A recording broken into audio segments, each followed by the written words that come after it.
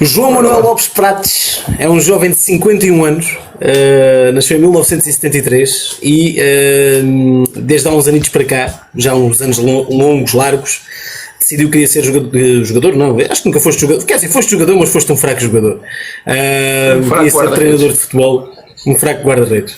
Queria ser treinador de futebol e investiu nisso, e tem sido aí que tem feito carreira, mais no estrangeiro do que em Portugal, apesar de que a carreira dele tenha começado pelos escalões mais baixos, inclusive aqui na terra onde eu vivo, em Montemor Novo, com a União de Montemor.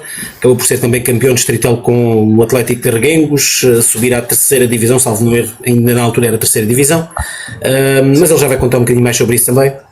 E depois aventurou-se pelo estrangeiro, já esteve na Arábia Saudita, já esteve na Noruega, já esteve na Lituânia e agora está no Iraque. O homem não consegue estar quieto, essa é que é a grande verdade.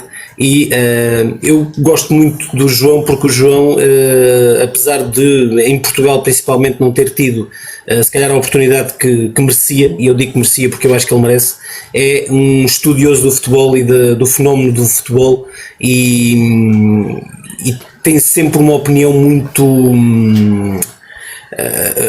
ponderada sobre tudo aquilo que vai acontecendo no mundo do futebol.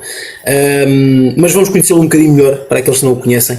O João Prates vai se apresentar e vai-nos contar um bocadinho também de como é que foi este seu desejo de ser treinador há alguns anos atrás. Eu penso que tu começaste esta caminhada ainda antes de 2000? Pá, não me recordo exatamente, mas já são 18 anos. 18, então foi já depois de 2000, ok. Como é que foi este enverdar pelo caminho de treinador? Já disse que acabaste por não ser um grande jogador, quiseste ser guarda-redes, mas foi só mesmo a nível distrital, não foi? Que o fizeste, e depois acabaste por ter este gosto, ou sempre foi um gosto que tiveste desde novo, pela parte do treino, pela parte mais técnica e científica, vamos lhe chamar assim, do futebol? Não, o descobrir o treino surgiu já depois de ser jogador. Agora sempre vivi dentro do futebol desde os meus 5, 6 anos, primeiro no Algarve, onde comecei a dar os primeiros toques na bola nos escalões de formação do Farense, né? naquela que havia na altura, já há muitos anos mesmo, porque já são 51 anos, e a paixão pelo futebol nasceu aí.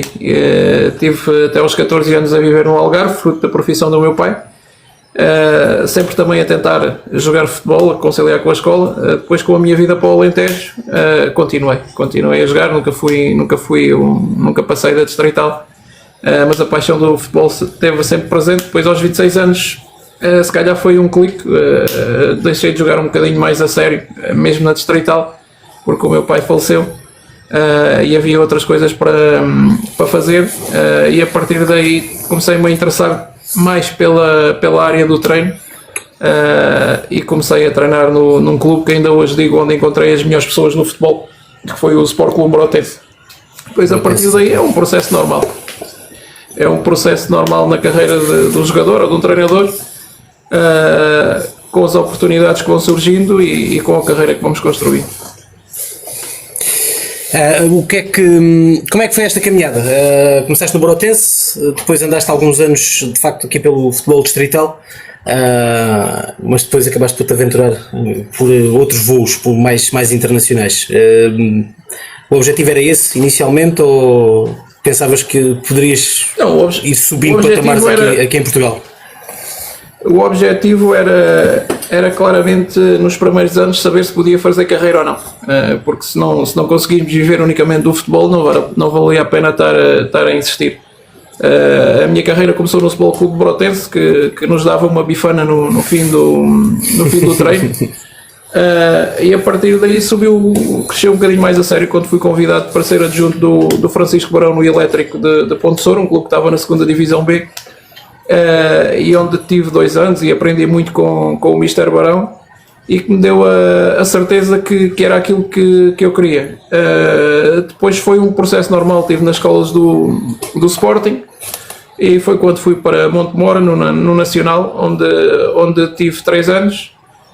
depois mais 3 no Atlético de Reguengos, onde também tivemos sempre no Nacional, à exceção da época em que acabou a terceira divisão e nós, apesar de termos ficado no terceiro lugar, tivemos que descer aos distritais, porque não conseguimos ficar nos 2 primeiros lugares. E depois de algumas conversas com algumas situações que podiam ter acontecido em Portugal, senti que quem não tem nome ou quem não fez carreira no passado no futebol profissional, as coisas ficam um bocado mais difíceis para chegar a determinados patamares. E aquilo que eu decidi na altura foi falar com o agente que na altura trabalhava comigo e pedir-lhe que me arranjasse uma oportunidade fora do país. Felizmente as coisas até hoje têm corrido bem, são 18 anos consecutivamente a treinar, o que acho que é relevante. E a partir daí foi aquele percurso que falaste há pouco: Arábia Saudita, Noruega, Lituânia e agora Iraque. E uma das coisas que destaco é que normalmente nestes já parece são 9 anos fora do país, mas são poucos clubes, há muitos treinadores que conhecem mais clubes no ano do que o que eu conhecia nestes 9 anos. E acho que isso também é um dado relevante naquilo que tem sido a minha carreira. Com menos visibilidade dentro de Portugal, mas com passos seguros. Antes de eu passar aqui aos meus colegas de painel, queria também chamar a atenção e perguntar-te, porque tu, para além da parte do futebol e teres o nível 4, de que tanto se fala nos últimos tempos, também tens um curso superior ligado à área do desporto, não é? Sim, optei já numa idade diferente. Optei por me licenciar em Psicologia do Desporto, porque pensei e fiz bem que era algo que me poderia ajudar neste percurso enquanto treinador também. Daqui a pouco já falamos mais de especificidades das áreas que neste momento dominas e também da parte mais do futebol em geral, daquilo que tu pensas também sobre o futebol, mas vou passar aqui também ao Alex, que está aqui por baixo de mim, para poder também fazer aqui algumas perguntas. Boa noite. Boa noite. Eu vou aproveitar aqui a pergunta que fizeram no chat e vou fazer a pergunta de uma maneira diferente. Tirou o curso de nível 4 em Portugal? Sim. Todos os meus cursos foram tirados em Portugal. E acho que havia muitas complicações ou... Havia as complicações que há hoje. Acho que hoje já é muito mais visibilidade daquilo que eram os problemas já naquela altura de entrar nos cursos. Há mais gente, há mais pessoas a querer ser treinador de futebol e com isso também aumenta as dificuldades para entrar nos cursos. Eu sou um bocado honesto nessa situação. Se é a regra que está mal, a regra que se mude. Agora, se existem regras, acho que todos têm que cumprir. Sim, mas a pergunta era mais porque parece que equiparado com outros países, por exemplo a Escócia ou a Irlanda, já não me lembro bem, é mais fácil tirar lá fora e que as coisas aqui podiam ser melhores. Concorda? Eu não sei se é mais fácil. Por exemplo, eu não tenho conhecimento de como o meu percurso na Escócia ou na Irlanda. Tenho amigos que fizeram o curso na Escócia, mas, por exemplo, tenho conhecimento dos últimos 2 anos de estar na Lituânia, e a verdade é que o processo é mais ou menos o mesmo. Se existem muitas inscrições, há muita gente que vai ficar de fora, porque o limite máximo é aquele que é permitido. Há situações diferentes, pelo que tenho conhecimento, em Espanha, onde são as próprias associações que fazem os cursos. Também penso que ainda continua, não sei, não posso afirmar com certeza, mas penso que o número de cursos é determinado pela UEFA, anuais que se podem fazer, e tudo isso, principalmente em Portugal, onde existe muita gente a querer chegar a treinador e a tirar todos os cursos. Se calhar há sempre gente que tem que ficar para trás naquilo que são as regras para entrar no curso seguinte, porque desde o primeiro ao 4º nível há diferentes regras para entrarmos nos cursos. Isto de ser treinador é hoje em dia é quase uma moda, não? Sim, eu penso que muita gente, se calhar em Portugal temos essa paixão. Eu iniciei por essa paixão e penso que todos iniciamos por essa paixão. E se calhar ainda vemos andamos um bocadinho atrás dos sonhos, a pensar que é uma vida também um bocado fácil, de glamour, mas não é. Eu penso que muitas vezes quando caímos nas realidades em que treinamos, seja em Portugal, seja no estrangeiro, porque, por exemplo, eu falo disto muita vez com colegas, nós em Portugal temos muitos treinadores com cursos, e a maioria deles, por exemplo, uma das coisas que eu já no curso, no UEFA Pro, debati algumas vezes é o preço exorbitante das formações, o preço exorbitante do próprio curso, porque às vezes temos medo de falar nisto, mas a verdade é que se calhar 80% dos treinadores, daqueles que têm realmente o curso, andam a ganhar 150, 200 euros a trabalhar na formação, ou têm equipas distritais, segunda, mesmo terceira ou quarta Com nível divisão, 4, campeonato de é isso que Portugal. estás a dizer. Com nível 4. Com nível 4. Sim. Portanto, não é um mundo fácil, porque se formos bem a ver, são 10% daqueles que, eu não sei se será um número tão grande, que estão no topo do futebol. E a verdade é que Portugal é a primeira liga, a segunda liga. A terceira liga é uma liga que tem, se calhar, mais visibilidade, porque se a conhecermos a realidade, se calhar depois por dentro, começamos a pensar diferente. E a verdade é que a maioria dos treinadores em Portugal, acho que não se justifica aquilo que nós pagamos, porque, por exemplo, nas renovações de créditos, às vezes penso qual é a motivação de um colega que está a ganhar 100 euros, estar a gastar se calhar 150 ou 200 numa formação, que tem que fazer uma formação a alguns quilómetros de distância da sua zona de residência, pagar se calhar estadia. Portanto, tem que ser uma motivação muito forte para continuar dentro do futebol. E o tal sonho que muitas vezes ainda se vai perseguindo, não é verdade? Sim, acho que acima de tudo é uma paixão grande. E nós portugueses, e eu já há 9 anos fora, e sinto que a paixão que nós temos pelo treino, pelo futebol, muitas vezes acaba por fazer a diferença. Eu queria só deixar aqui uma pergunta com piripiri, só para acabar as minhas questões sobre os cursos. É possível começar a pensar-se a tirar o curso a partir dos 30 anos ou tem que ser desde os 16? Não, eu acho que isso depende.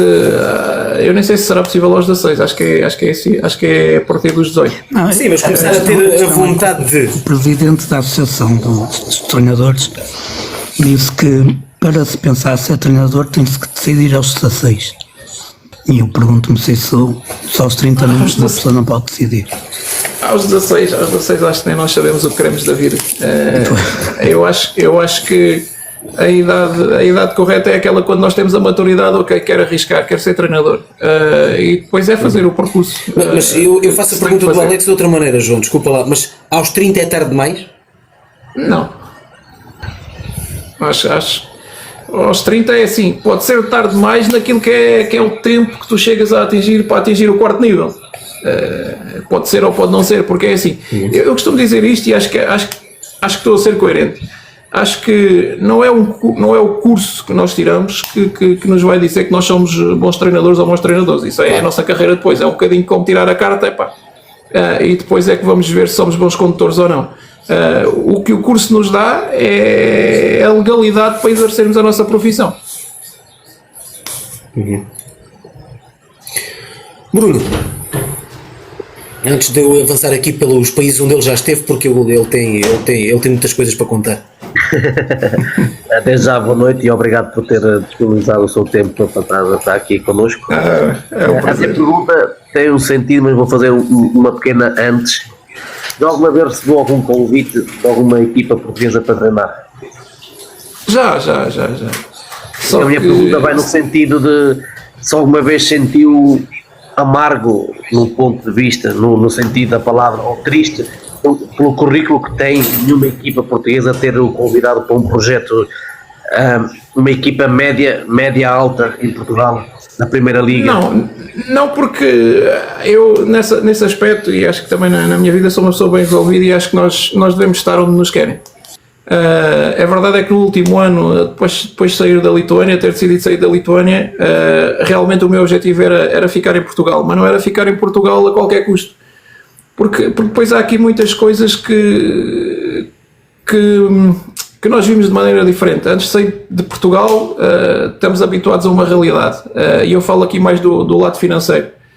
Quando saímos de Portugal, a realidade passa a ser diferente. E a verdade é que, a nível salarial, é difícil em Portugal, se calhar às vezes estar no top 6, no top 8 da Primeira Liga para podermos receber o mesmo salário que recebemos fora.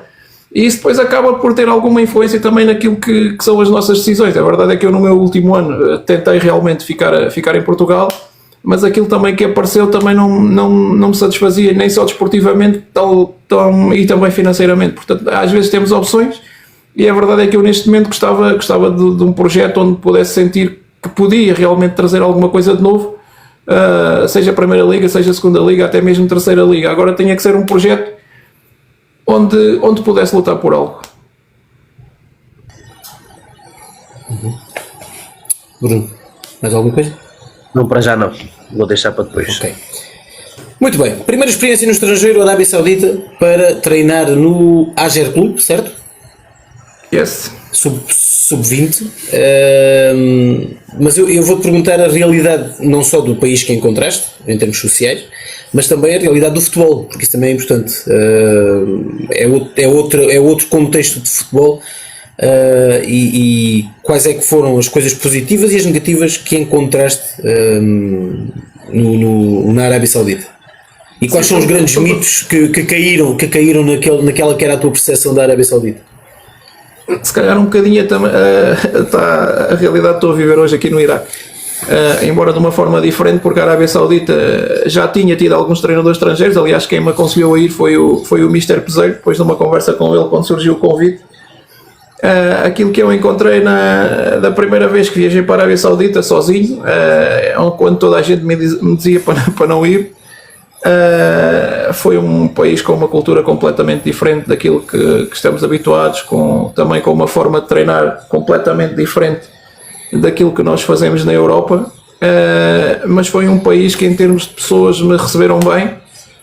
Nunca me senti, principalmente a minha família tinha um bocado de receio da segurança, nunca me senti inseguro nos 3 anos que lá tive, e fez-me crescer imenso enquanto pessoa e enquanto treinador, porque eu acho que nós crescemos nas dificuldades, e a verdade é que no meio onde tu estás sozinho, com uma cultura completamente diferente da tua, com pensamentos a nível de trabalho completamente diferentes do teu, com a dificuldade de teres, por exemplo, na comunicação que estou a sentir, e aqui no Iraque principalmente é enorme, que é a comunicação. Portanto, são situações que nos fazem crescer. Depois, os 3 anos que lá passei, comecei a sentir eu próprio também uma abertura do país, a ficar um pouco mais aberto, embora com algumas restrições, mas penso que hoje, até pelos amigos que tenho lá atualmente, é um país totalmente diferente daquele de 2015, 16, 17, em que eu lá tive. E tem muitas histórias, algumas engraçadas. Agora, na altura, não eram tão engraçadas. Posso contar só aqui uma. Conta lá uma ou duas. Não, na altura não. Posso contar só aqui algo. Tenho muitas, mas aqui uma que me veio agora à ideia, que foi nós tínhamos um coordenador na formação que era holandês. Aí nós na primeira semana a nossa preocupação era tentar adaptar-nos, e fomos à procura de restaurantes onde pudéssemos sentir um bocadinho mais a comida europeia, o que não é fácil, e depois também depende muito das cidades. E a verdade é que os restaurantes na Arábia Saudita têm um lado para mulheres e tem outro para famílias. Naquele que nós entramos, aquilo estava escrito em árabe, nós não percebíamos árabe e continuamos a não perceber, e entramos erradamente no sítio onde apenas podiam entrar famílias. E eu lembro-me que o senhor do restaurante começou a olhar muito estranho para nós e a falar, e nós não percebíamos nada, e só fazíamos era sinal que queríamos comer como bom português para desenrascar. E a verdade é que a única palavra que entendíamos era police. E eu olhava para o Ronald e falávamos, bem, devemos estar aqui a cometer algum erro, mas... E o senhor trancou a porta do restaurante.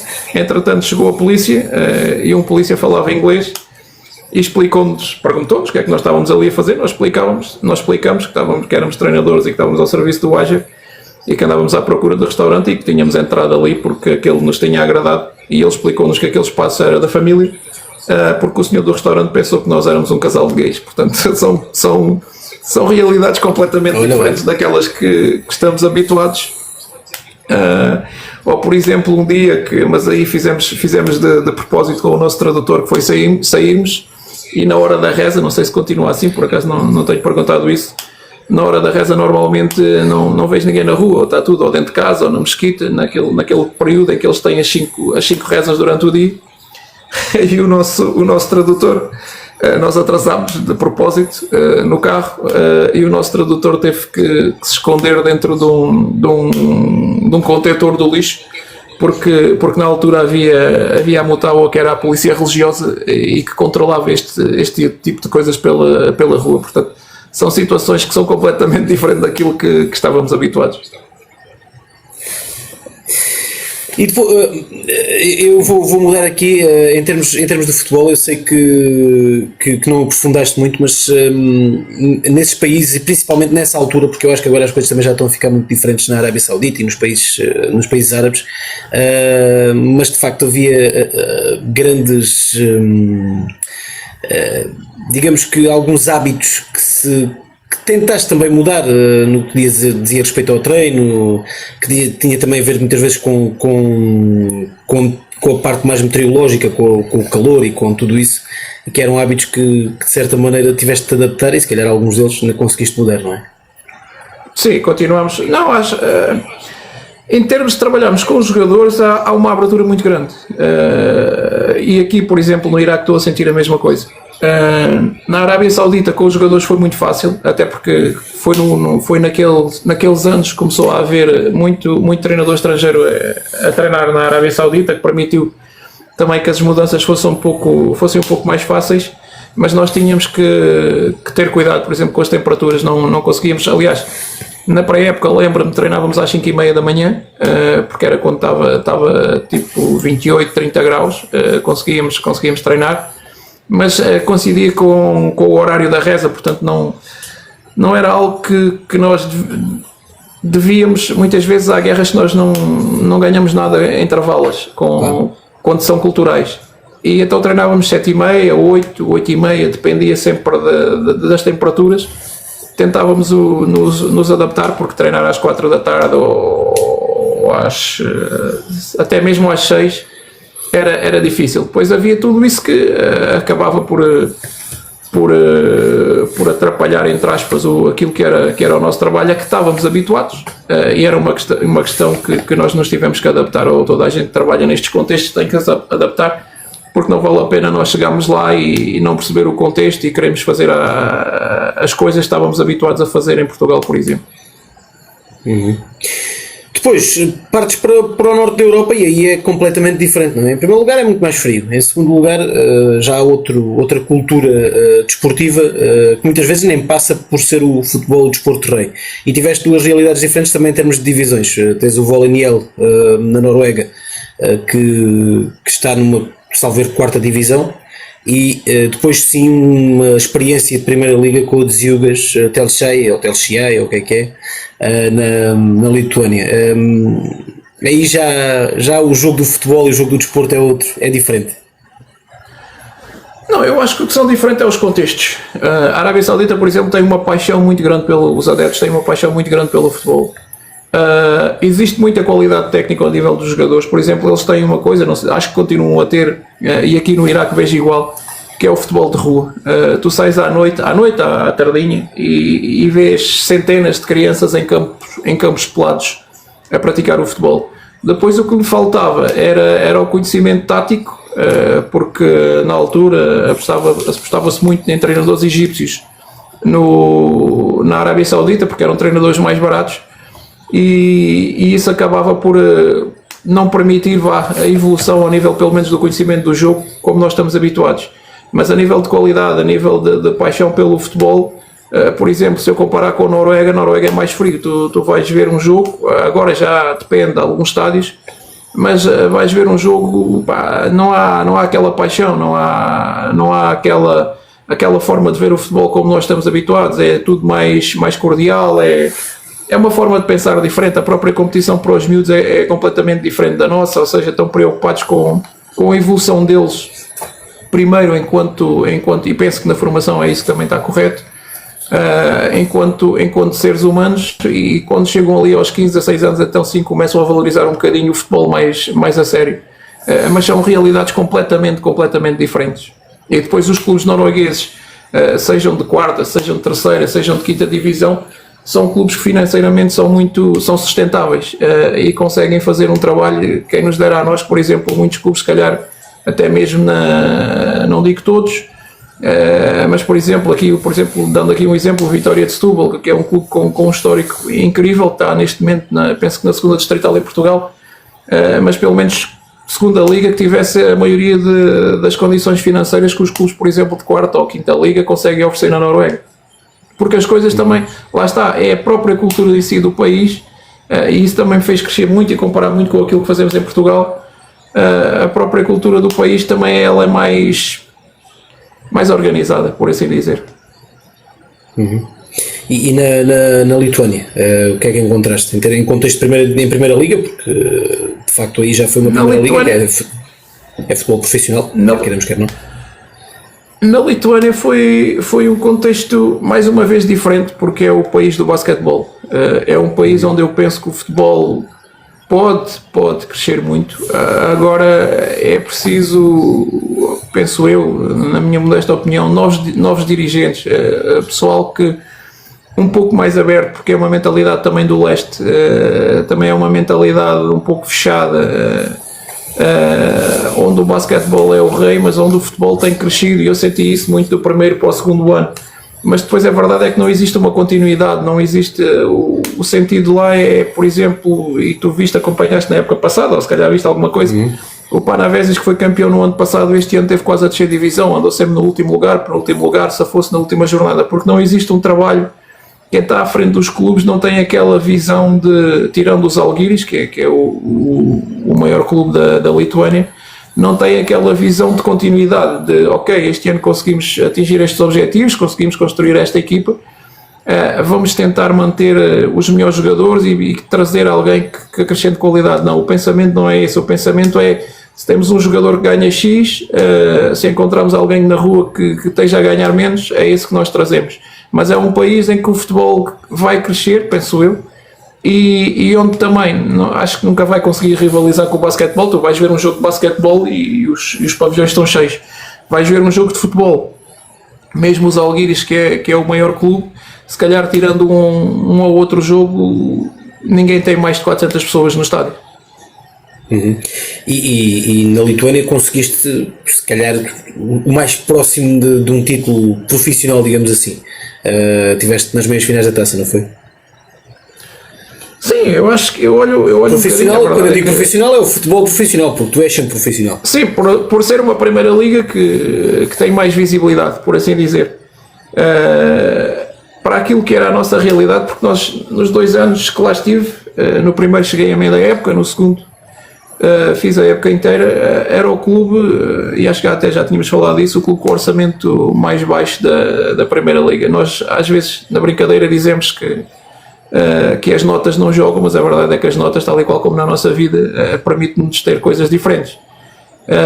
Foi um projeto que gostei muito, foi um projeto difícil, muito extenuante no último ano, porque depois, apesar de não ser um país onde o futebol é o principal desporto, mas a pressão existe em todo lado no futebol. E a verdade é que os adeptos nunca têm essa noção da realidade daquilo que o clube tem e das dificuldades que tem, mas foi um projeto que me deu muito gozo. Se calhar recordo hoje também com alguma saudade aquela manutenção impossível em Montemor, os 3 anos que conseguimos dar a estabilidade à União, o próprio Atlético de Reguengos, porque às vezes o sucesso é isto. Os clubes, por exemplo, em Portugal, e acho que às vezes nós estamos muito, principalmente a nossa cultura em Portugal, é muito o foco na vitória, nos títulos, mas a verdade é que quando começas o campeonato, todos os clubes têm objetivos diferentes. Benfica, Porto e Sporting têm obrigatoriamente que que lutar para ser campeões, e eu nem coloco aqui, não vou dizer que é um fracasso não ser campeão. O fracasso, se calhar, nesses três clubes é ficar muito distante ou não andar envolvido na luta pelo título, mas é muito difícil os adeptos perceberem isso. Temos aqui a prima Diana, a Diana Damas ou Dantas? Agora não me lembro. Damas. Que também é a tua colega, também é psicóloga. Tu és do desporto, ela é de outras áreas. Prazer. Não sei se dentro dessa área ou de outra área qualquer, porque a prima Diana é uma adepta confessa da Académica de Coimbra, desculpa, ia-me enganar. Obrigada. Da Académica de Coimbra e só torce pela Académica de Coimbra, não tem mais clubes em Portugal. Mas para além disso também é psicóloga e não sei se dentro dessa área ou de outra qualquer ou de alguma pergunta que queiras fazer, queres fazer alguma pergunta aqui ao João Pratos?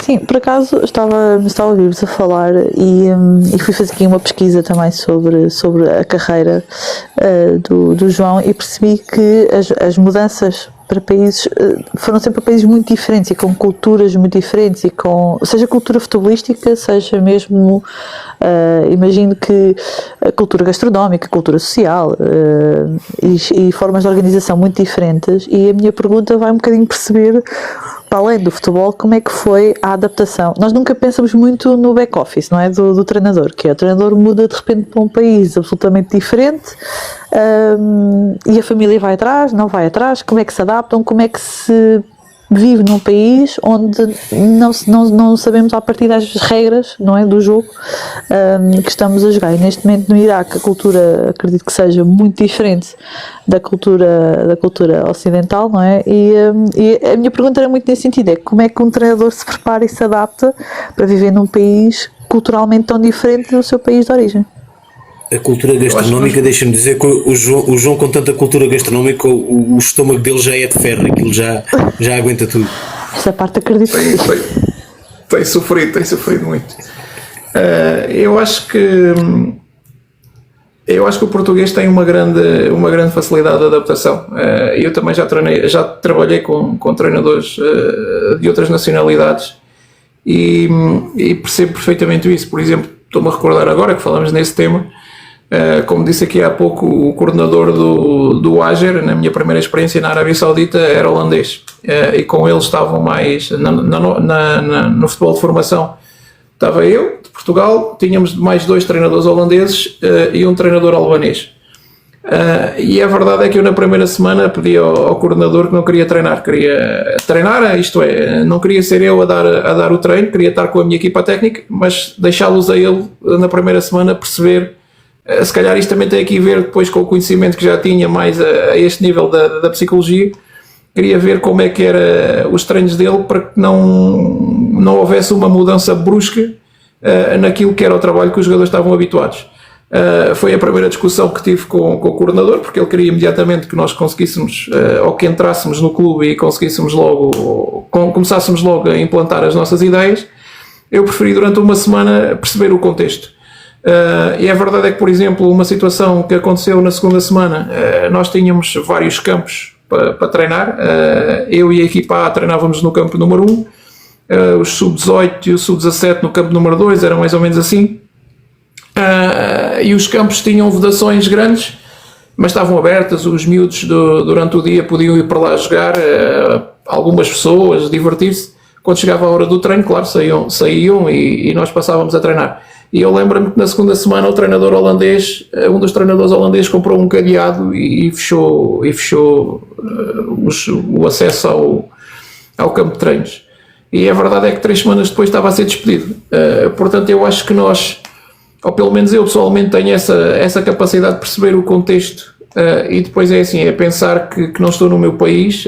Havia regras e nós fomos avisados, por exemplo, na Arábia Saudita, de algumas regras que existia que nós não podíamos, corríamos o risco muitas vezes sem saber de passar além do que era permitido, e a verdade é que nós tínhamos de ter essa capacidade de perceber que estou num país diferente, estou num país que me acolheu e eu tenho que saber respeitar as regras que são ali daquele país. Independentemente de concordar com elas ou não, eu estou ali, sou eu que cheguei, não sou eu que me tenho que adaptar. Agora há situações, claro, que nos tocam. Por exemplo, mais uma história, eu estava lá 2, 3 semanas e o meu adjunto convidou-me no fim do treino se eu queria ir ver uma... Sabes lá, quando roubam, cortam o dedo. E perguntou-me se eu queria ir assistir. E eu disse, desculpa lá, mas não vou, não faz sentido.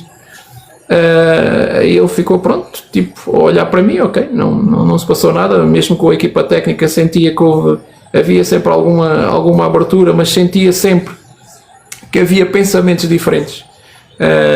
Eu lembro-me, por exemplo, uma vez estávamos em estágio, quando aconteceu, agora não me recordo, se calhar vocês podem me ajudar, acho que aconteceu um atentado ou na Bélgica ou em Madrid, não me recordo bem, acho que foi numa Deve ter sido Madrid. Em Madrid houve na estação dos comboios. De estação de comboios, eu sei que foi numa estação de comboios porque isso recordo. Foi em Madrid. E nós estávamos em estágio em Riad e pronto, eu estava a ver aquilo na televisão e perguntei o que é que tinha acontecido, até estava a pensar que era na Arábia Saudita.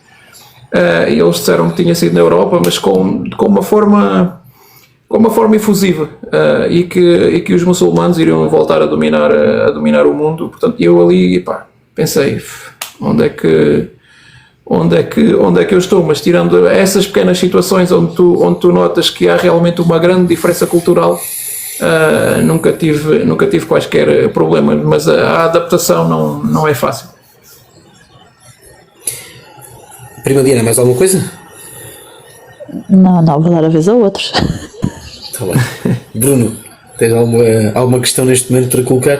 Estava aqui um senhor a perguntar aqui na rolagem se o João gostaria de treinar o Famalicão devido à situação que está a passar agora. Se houvesse uma proposta de Famalicão, se aceitaria? Mais completamente. Isso é fácil de perguntar agora. Os valores e o projeto.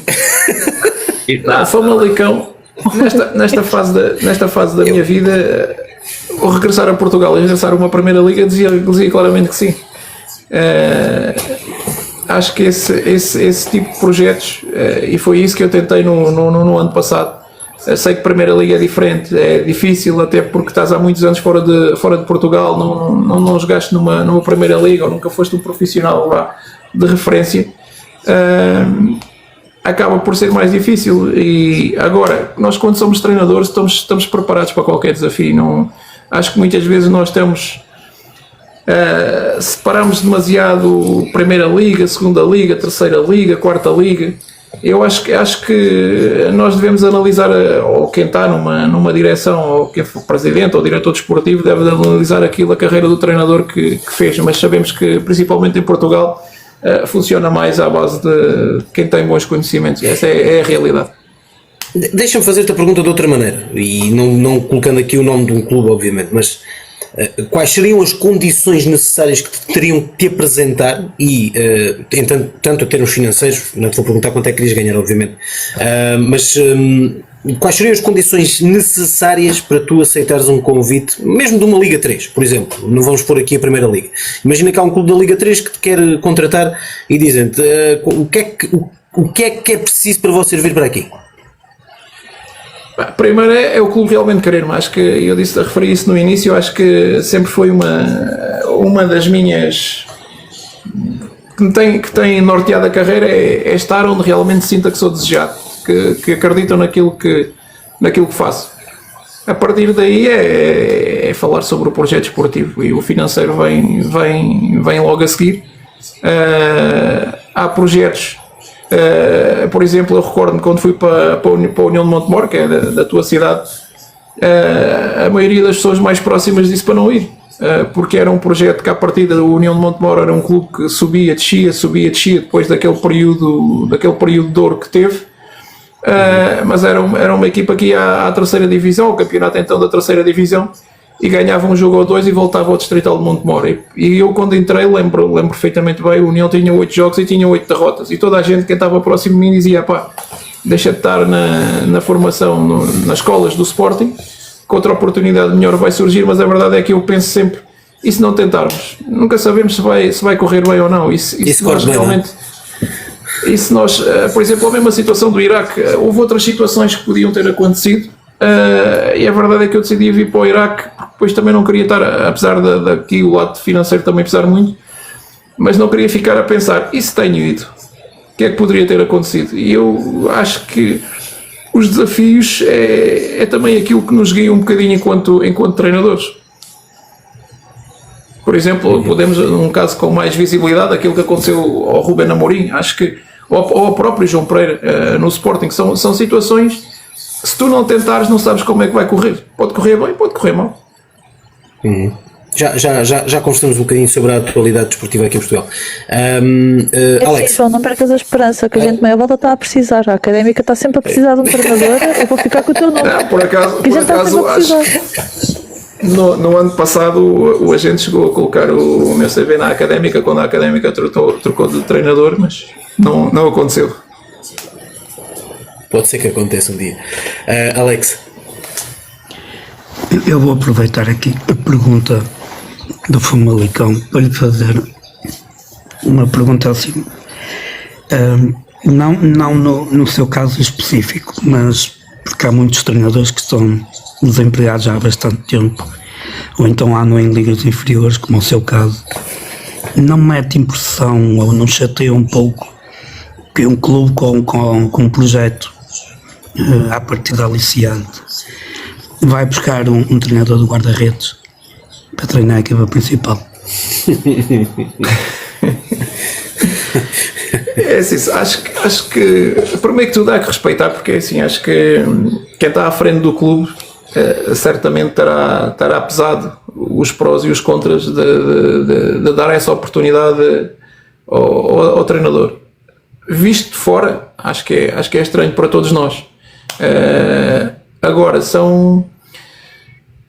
é aquilo que possivelmente terá, que eu há pouco falei, que é o conhecimento entre treinador, alguém que está dentro do clube, e as coisas acabam por acontecer.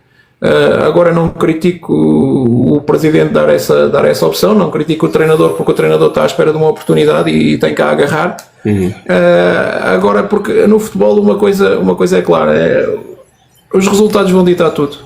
Os objetivos que o Famalicão tem, o Evangelista é um treinador que eu gosto muito, acho que estava a fazer um bom trabalho no Famalicão, mas acho que, por exemplo, eu lembro-me quando fui para a Arábia Saudita, se perdêssemos 3 jogos éramos despedidos, e eu acho que em Portugal nos últimos 2-3 anos quase que se passa o mesmo. Acho que não há, você falou num projeto, mas qual é o projeto?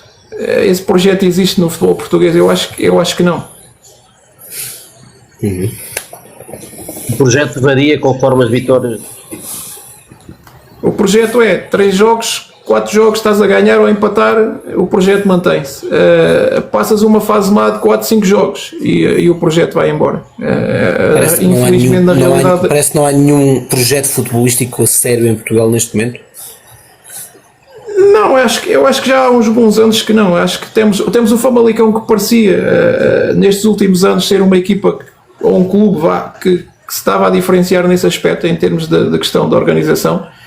Temos o Braga, que também vem com um projeto de crescimento há longos anos, mas também sempre com o presidente Salvador um bocado nervoso, de vez em quando a chutar treinadores para fora, porque o treinador está sempre refém dos resultados. Esta é que é a verdade, e depois depende muito da pessoa, da direção.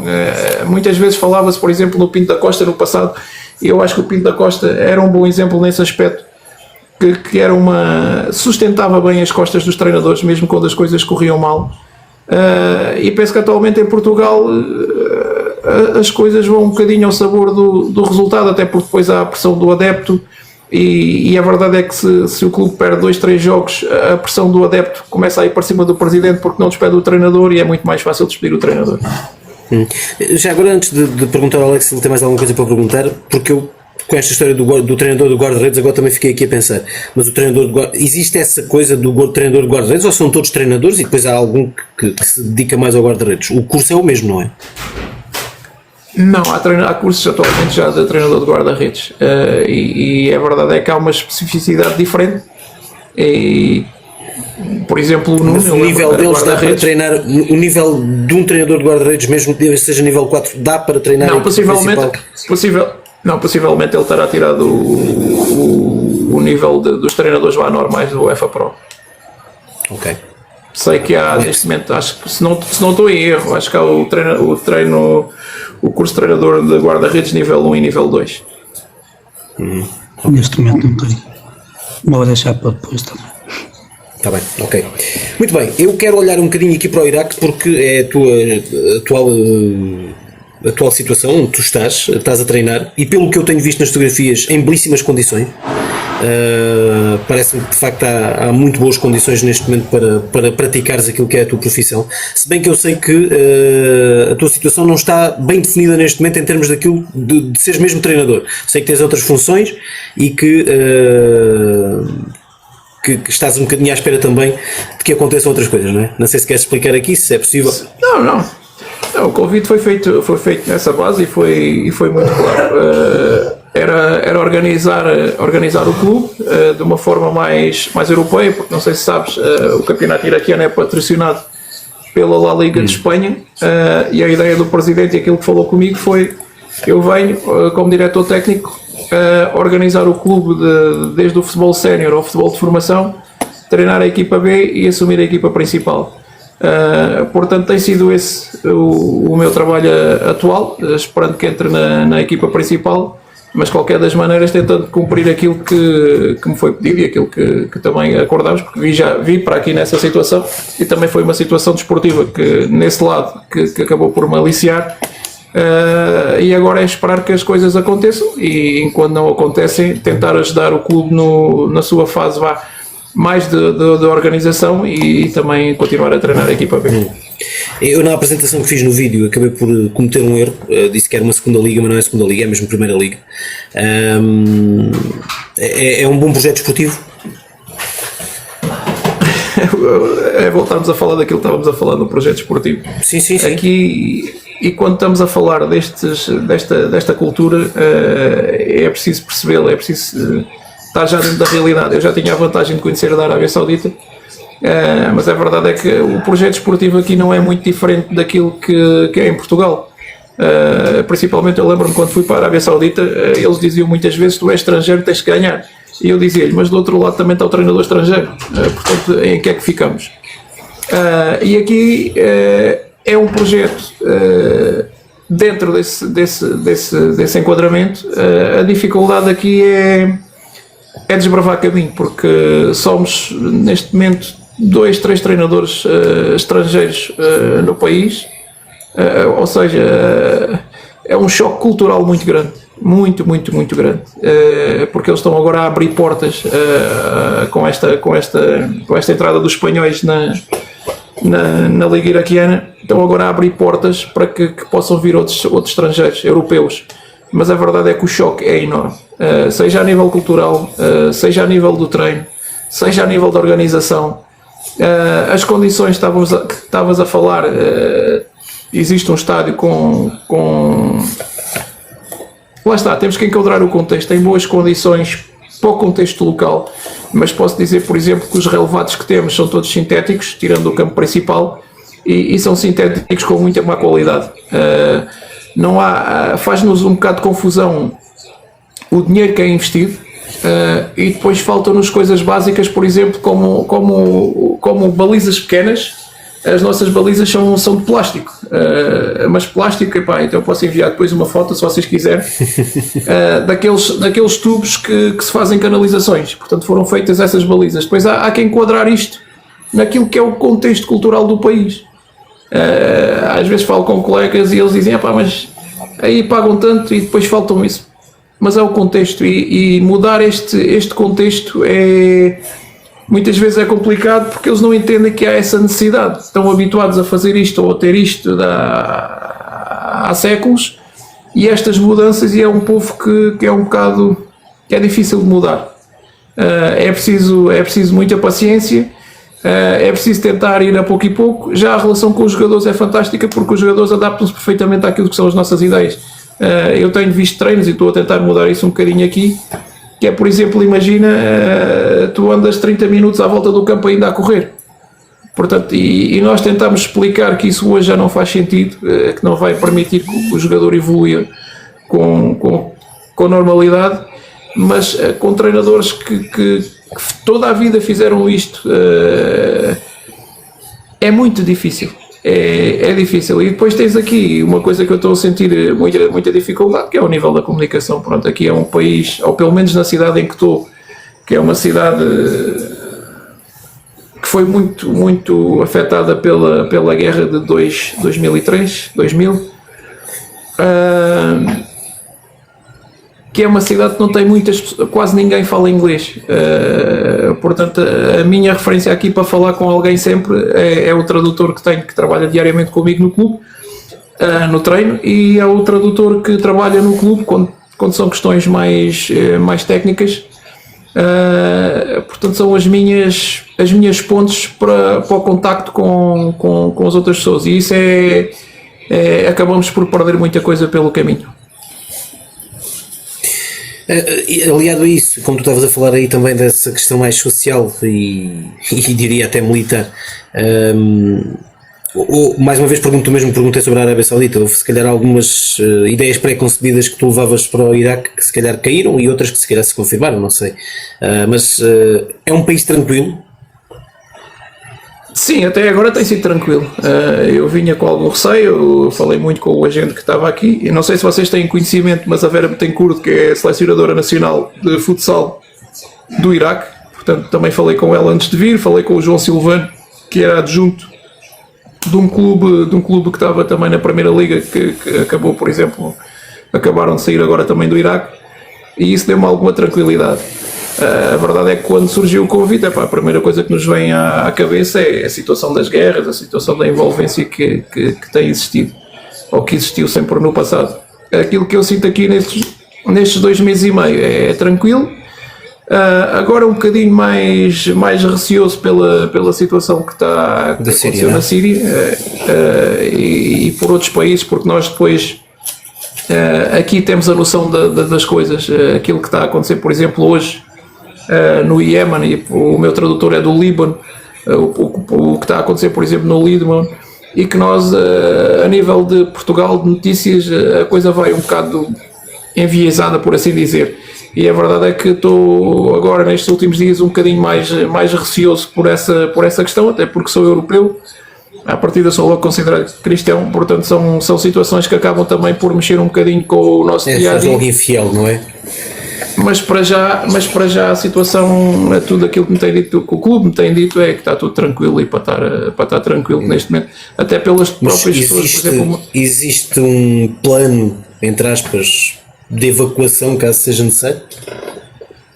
Não, o clube, aquilo que me disse, foi para estar tranquilo, que se acontecer alguma coisa colocam-me fora do país. Portanto, é um bocadinho confiar. A verdade é que a situação neste momento, também já quando estive na Lituânia, portanto estive ao pé de outra guerra, e curiosamente, por exemplo, dentro da Lituânia ninguém falava na guerra, o que eu achava aquilo muito estranho, e vivi algumas situações e depois percebi, porque muitas vezes o que nos falta é vivenciar realmente a realidade que se passa no país. Não é por aquilo que lemos, não é por aquilo que ouvimos, é vivenciar essa realidade. E aqui, por exemplo, aquilo que eu tenho a dizer das pessoas têm uma vida muito sofrida, muito sofrida. São pessoas que não querem guerra. Tu notas nas conversas que tens com eles, porque estão fartos da guerra do passado. São pessoas que não têm nada, mas se for preciso, deixe-me a camisola para te dar. Agora, há situações, aquelas dos extremismos, que isso ninguém controla. As pessoas não querem entrar em guerras, mas aqui percebes perfeitamente que a qualquer momento, até pela falta de controle emocional, que um simples fósforo pode desencadear algo muito maior. Eu já vou passar aqui aos meus colegas outra vez, já agora só aqui uma curiosidade. Está a decorrer a Taça do Golfo, tens acompanhado? Sim. O Iraque perdeu ontem, não foi? Sim, o Iraque perdeu ontem um bocado surpreendentemente com o Bahrein, mas penso que por aquilo que tem com o espanhol, lá está a tal aposta também num treinador estrangeiro, a forma de jogar da seleção iraquiana mudou muito. O problema é a cultura também que está enraizada na forma como se vê o futebol aqui. Aqui o bom futebol é aquele futebol que tu bates da defesa para o ataque porque andas sempre à procura da baliza. E quando tu vens, olha, acabou-se a eletricidade, mas eu continuo a ter internet. Portanto, podemos continuar a conversar. Ouvi dizer que é uma coisa muito normal, não é? E voltou. Aqui todas as ruas têm um gerador. Todos os edifícios, todos os prédios têm um gerador enorme nas ruas para, como visto, acabou e depois voltou outra vez. Às vezes temos períodos que demora mais 5, 10 minutos, mas é isto que eu digo, é uma vida, quem vive aqui é uma vida muito sofrida. Eu consigo, por exemplo, nas viagens que fazemos, tu vês estradas que ainda têm lá os sítios onde as bombas caíram. Portanto, na primeira viagem que fez, custou-me um bocadinho ver 20 anos depois, ou 24, não me recordo quando aconteceu a guerra, continuarmos a ver aquilo que aconteceu no passado e nós que vimos ou lemos na altura pela televisão, acabar agora por estar aqui, por ver e até perceber que as pessoas gostavam mais daquilo que se passava há 20 anos do que o que se passam agora, acaba por ser um bocadinho estranho para nós. Vamos olhar aqui um bocadinho para o nosso futebol, que eu sei que, apesar de tudo, tu vais continuar a acompanhar, apesar da diferença horária. Imagino que às vezes para ver certos jogos seja complicado. Eu recordo-me que tu estiveste a ver o Manchester City com o Sporting às 2h30, não foi? Sim. Portanto, é mais complicado se calhar às vezes acompanhar em direto. Com menos regularidade. Sim, com menos regularidade, porque às vezes o cansaço também nos afeta e acaba por não ver. Do ponto de vista do treinador, tem-se falado muito aqui em Portugal de que este ano um dos 3 clubes que pode ganhar o campeonato, até pelo menos a entrada agora do Rui Borges, não tinha, digamos, treinadores, ou melhor, que neste momento o futebol português e dos 3 grandes está nivelado um bocadinho por baixo, que estamos a ter se calhar um campeonato em que as 3 equipas não estão a apresentar o melhor futebol. É isso que tens visto?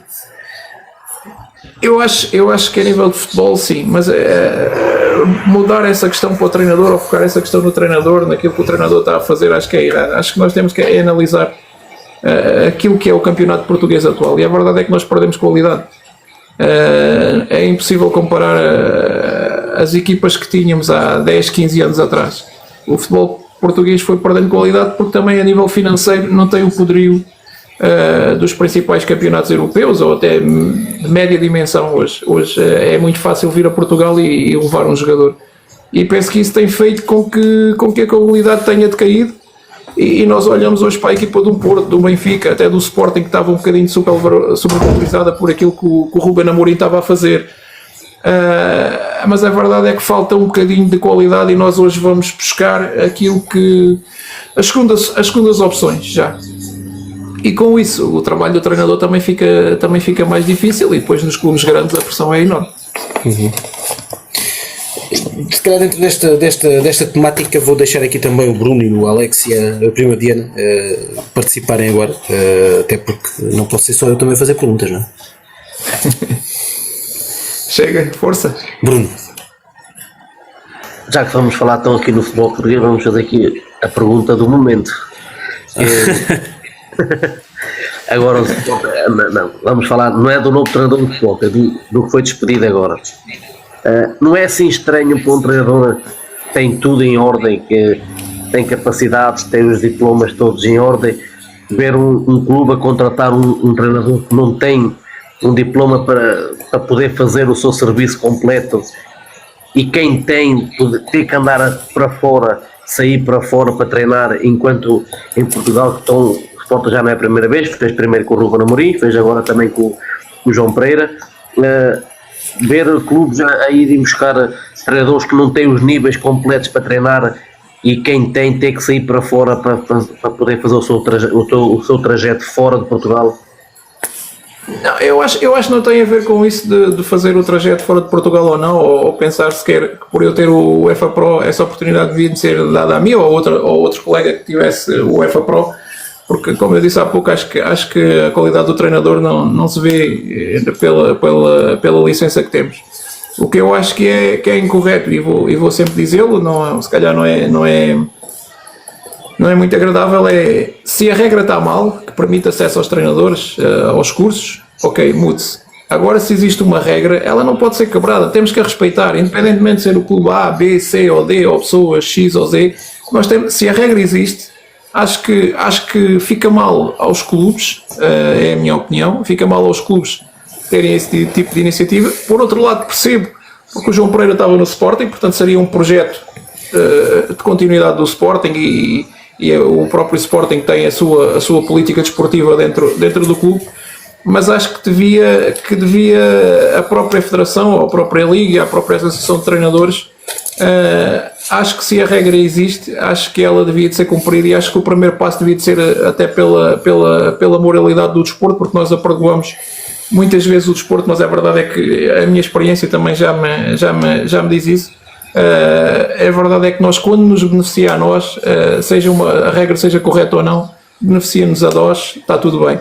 Se beneficiar o vizinho é que já é um problema. E eu acho que essa iniciativa devia partir dos próprios clubes, evitar esse tipo de situações.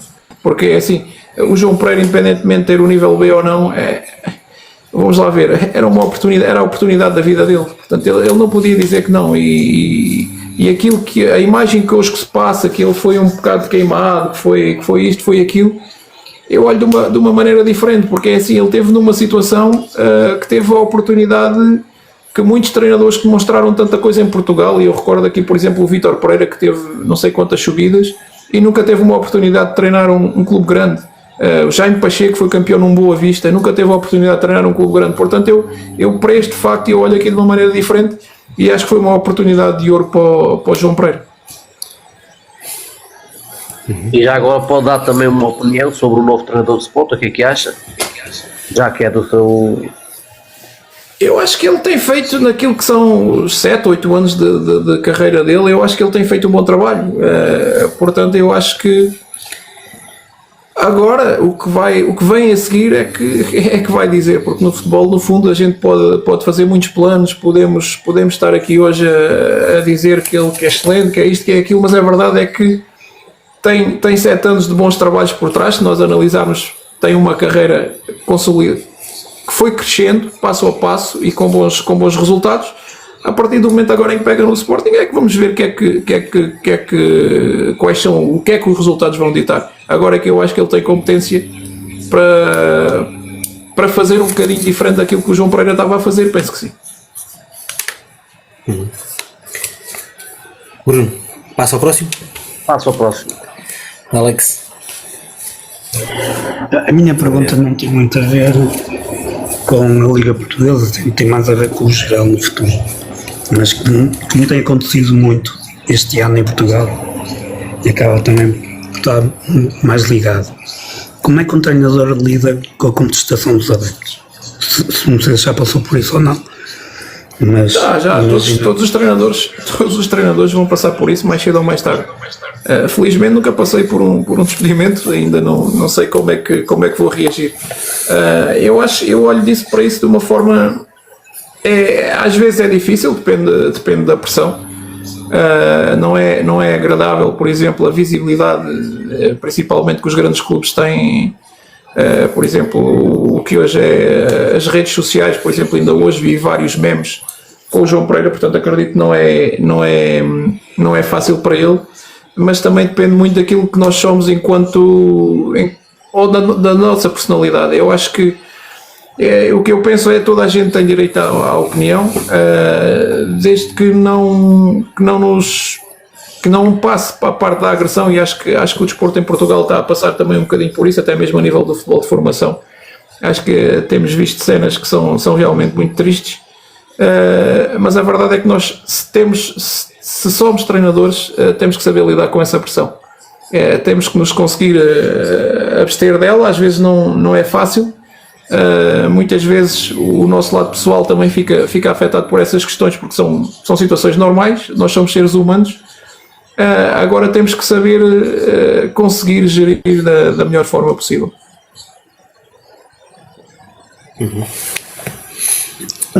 Imagino que isso depois no balneário e em termos da performance da equipa também afeta e muito a contestação dos adeptos, principalmente agora destes grandes que parece que aderiram à moda de tirar very lights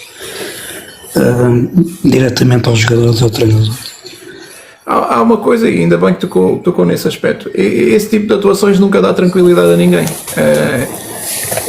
Eu acredito, e até por experiência própria, muitas vezes somos afetados, entre aspas, por essa agressividade que vem fora do campo, mas dentro do balneário, se existir um grupo coeso, as coisas passam-se de uma forma diferente. O grupo acaba por se unir com o treinador, equipa técnica, toda a gente se acaba por unir mais na dificuldade. Também o ser humano também acaba por ser mais... Os aspectos de maior união acabam por surgir nesses momentos.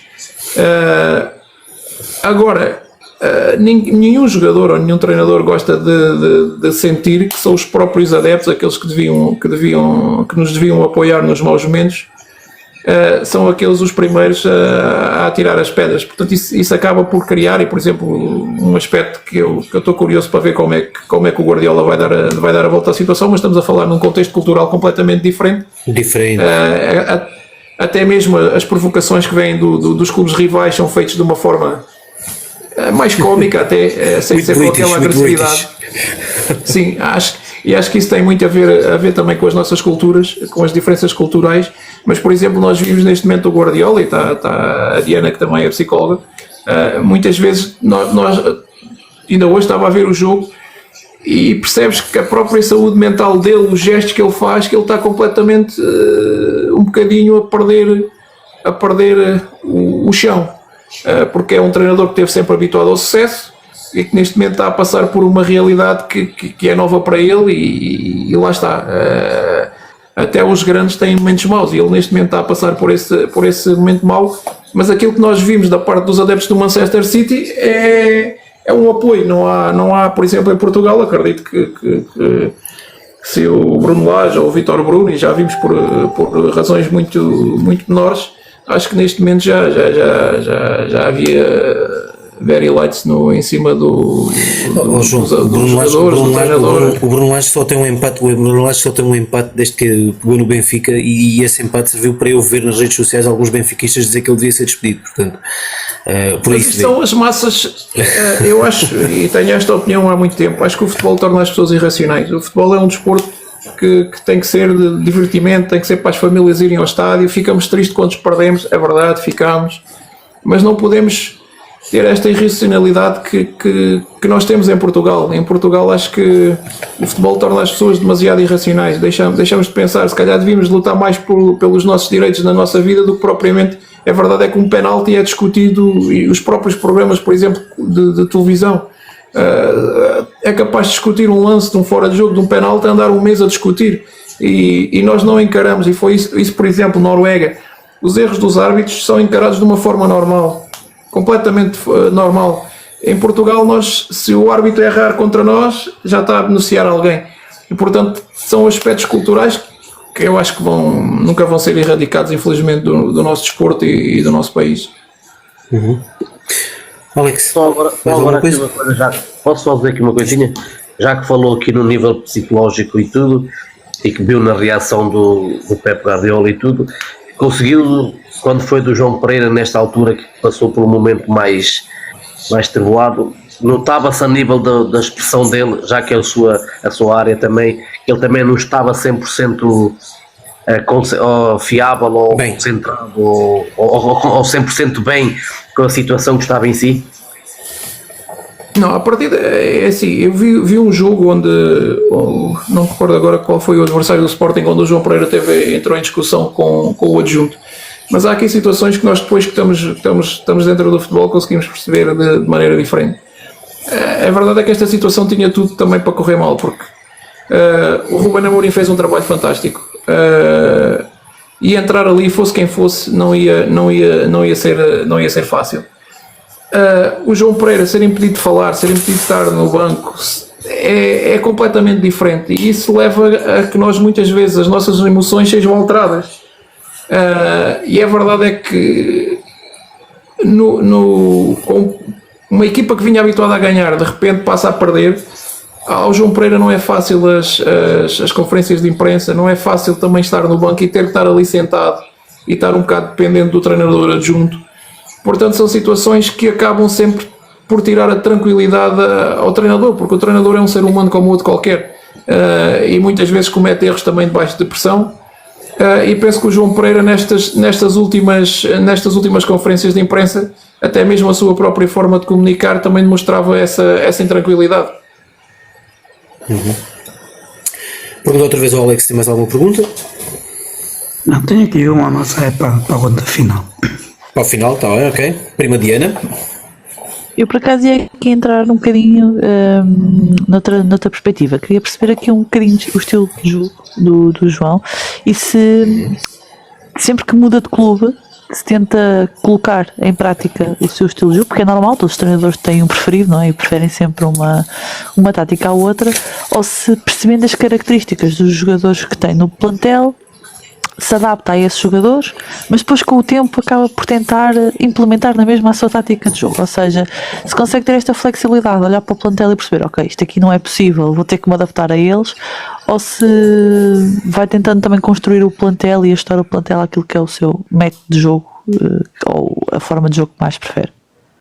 Não, eu tenho as minhas ideias, não sei se está a falar no sistema tático. Sim, exatamente, sim, no sistema tático. Sim, eu tenho nestes 18 anos de carreira, acho que já experimentei todos os sistemas táticos e tem muito a ver com aquilo que eu tenho.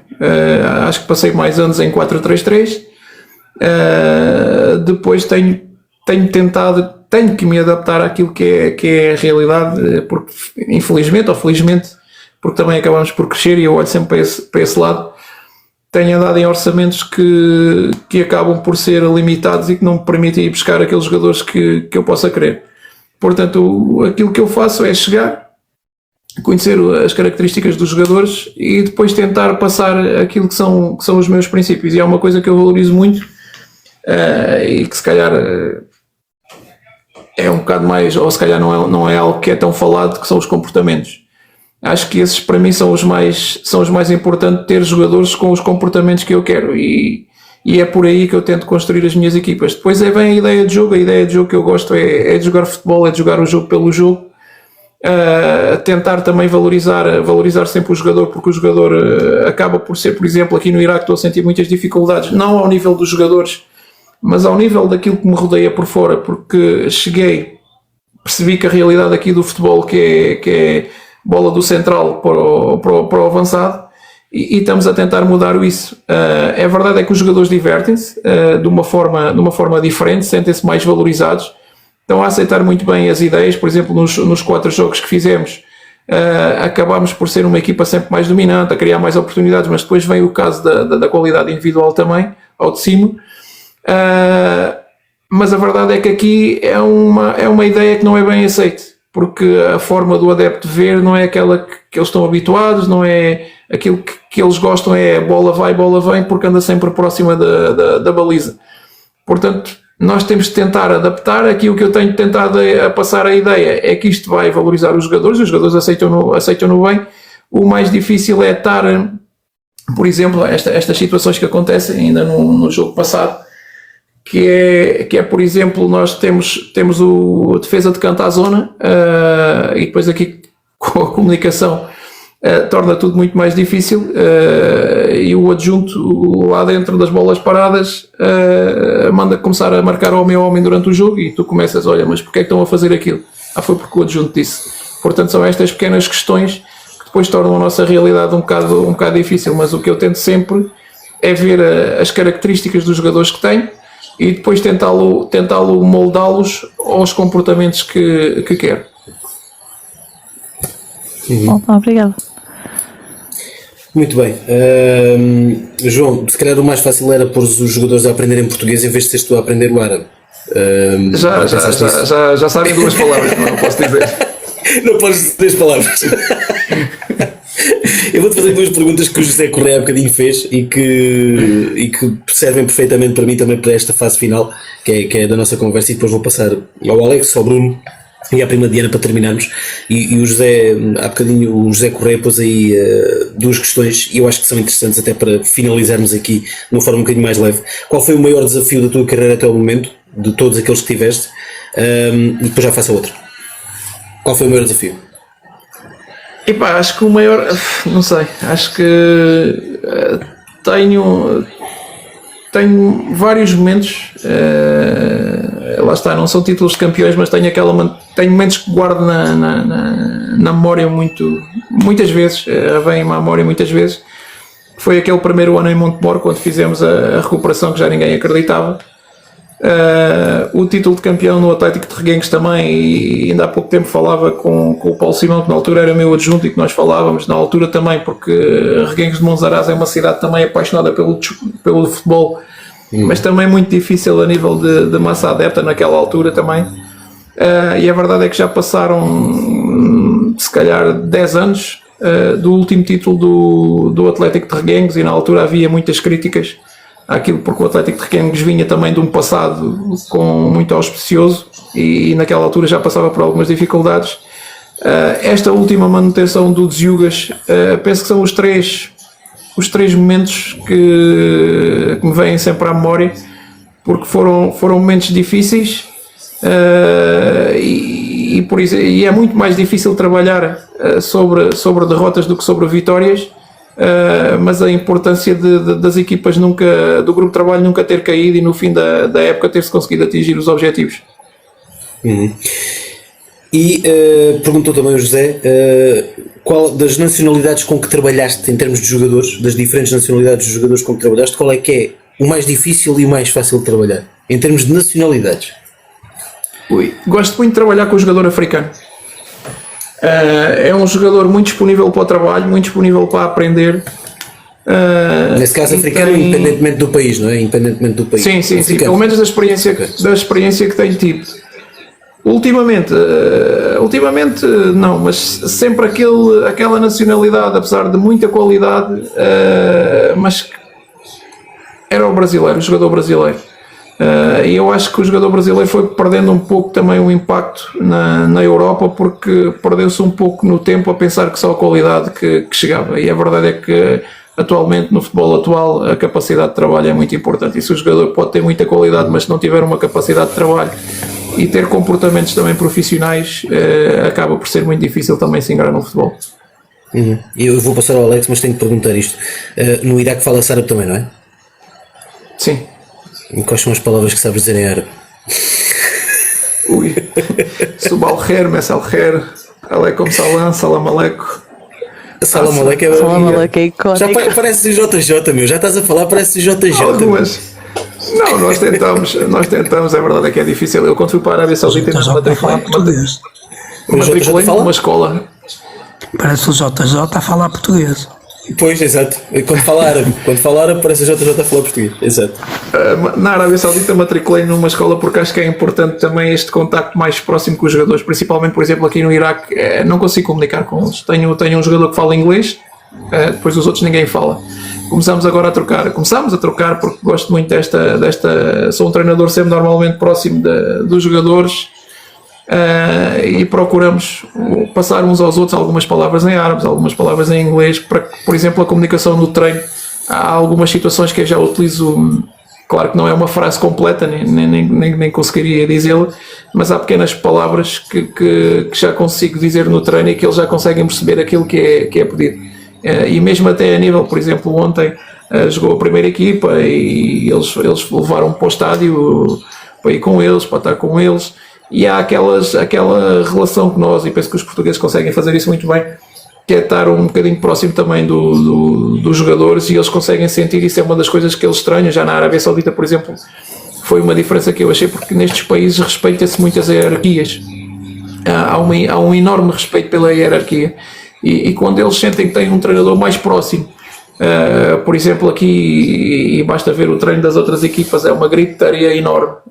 O treinador quase que parece que está pronto para bater em alguém. E quando eles têm ou sentem que há um treinador que é mais próximo deles, que eles têm também a possibilidade de vir falar, embora aqui alguns se retraiam porque não estão a falar diretamente comigo, estão a falar com o tradutor, e o tradutor é que expõe para mim, acaba também por os retrair um bocadinho. Mas tento sempre apanhar algumas frases, pelo menos durante o treino, para conseguir comunicar de uma forma diferente com eles. Alex. Eu tenho aqui 2 perguntas, uma é dividida em 2, e vou fazer já essa. Melhor treinador atualmente português? Ui, nós temos tantos. Acho que atualmente o Ruben Amorim é aquele que é mais falado, mas se olharmos para os trabalhos, por exemplo, o Nuno Espírito Santo, que é uma pessoa que não tem muita visibilidade, está a fazer um trabalho fantástico no Nottingham. Acho que realmente temos muita qualidade, acho que é difícil definir só um. Por aquilo que estava a fazer até então no Sporting, é claramente o Ruben Amorim. Se olharmos para aquilo que ele está agora no Manchester United, está a acontecer, vamos dizer que ele não é bom, mas penso que é difícil dizer. Acho que temos felizmente, e isso também é uma das coisas que eu vou vendo onde nós passamos, é o respeito imenso que há pelo treinador português. E o melhor treinador da Liga Portuguesa? Da Liga Portuguesa.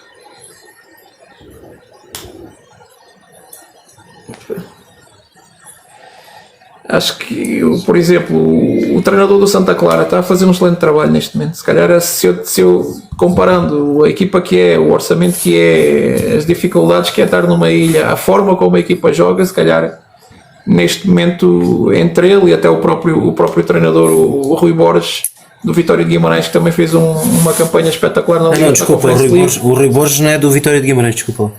Pronto, mas estava no Guimarães. Mas se calhar era aqueles dois que eu neste momento, atendendo à realidade dos clubes e às formas como a equipa joga, porque não é só o resultado, acho que o treinador do Santa Clara e o treinador do Vitória de Guimarães.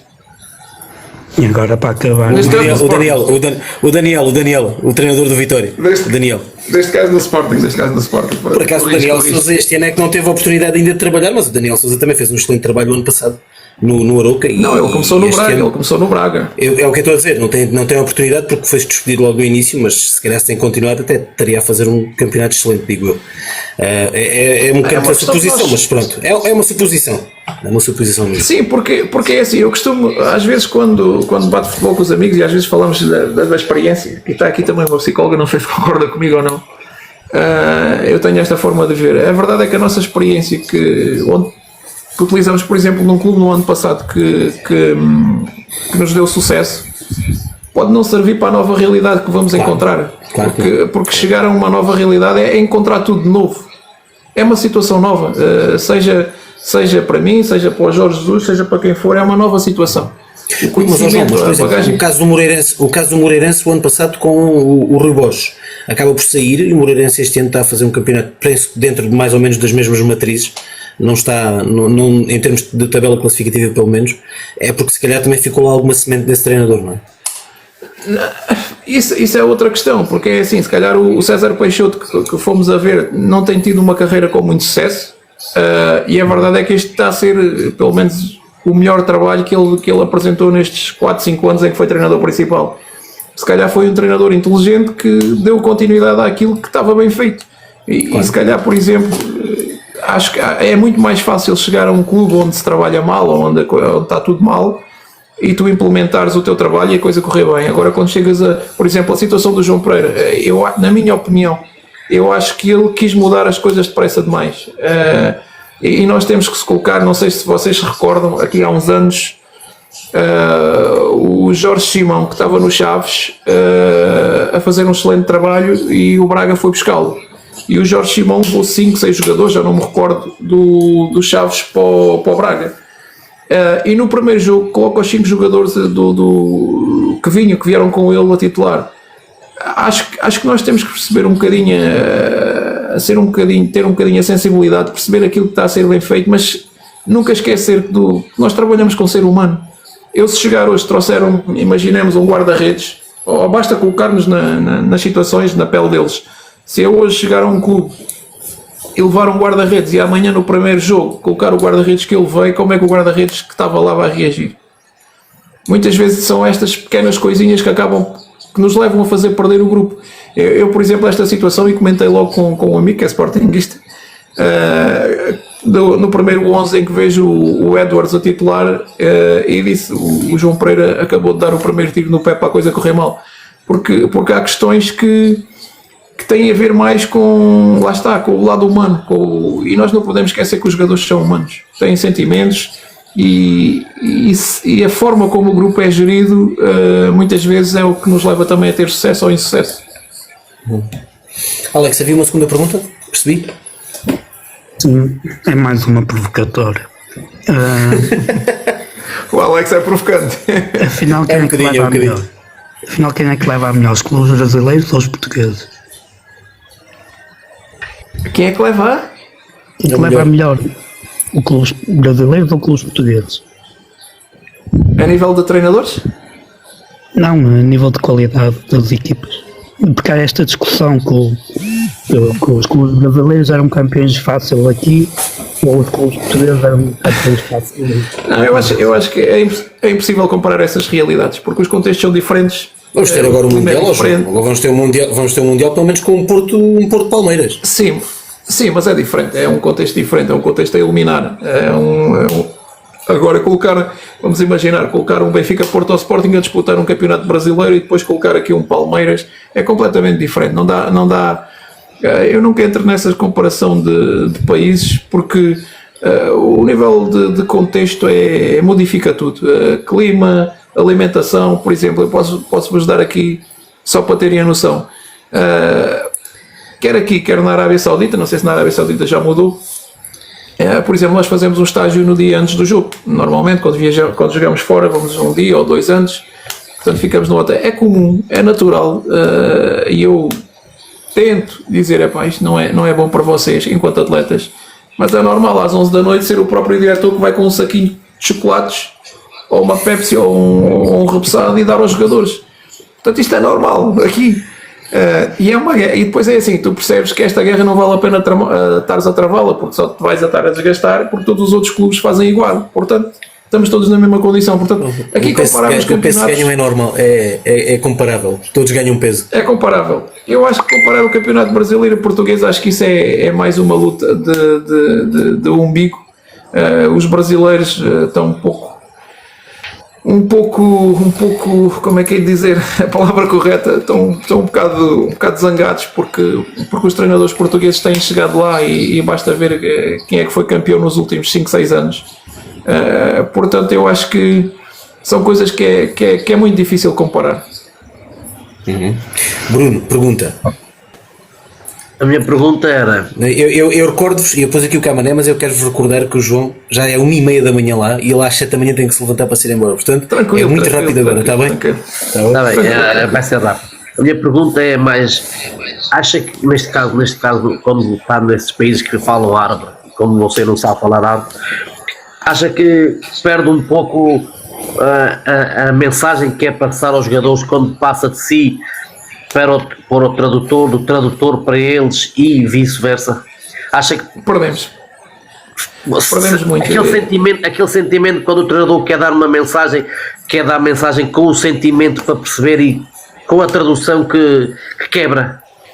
As emoções fazem parte do futebol, e nós quando falamos com o grupo falamos de uma forma sempre, ou pelo menos eu tento falar sempre a provocar emoções, e aqui é muito difícil.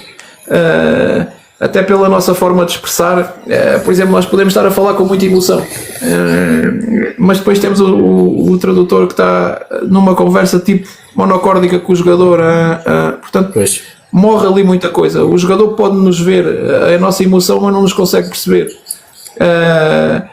Depois é a forma, e isso foi uma das coisas que eu, antes de vir, chamei a atenção para o clube, porque era importante ter alguém comigo que também percebesse ou que tivesse algumas noções de futebol, e isso não acontece. E depois já várias vezes fui percebendo e apanhando. Ele não traduz, e eu já lhe pedi, mesmo que se calhar às vezes seja um bocadinho mais incorreto para ele, mas tentar traduzir o máximo possível aquilo que eu estou a dizer, nem que seja palavra por palavra. E eu já percebi que ele muitas vezes, como tem dificuldade em entender aquilo, o o conteúdo do futebol, ele próprio cria a ideia daquilo que eu disse e depois transmite. E nós notamos isso a nível no treino, por exemplo, nos exercícios, quando aquilo não está a sair e eu pergunto, olha, mas tu não explicaste que era assim, assim, assim. Ah, sim, disse, mas depois aquilo anda ali e aquilo não chega ao ponto que queremos.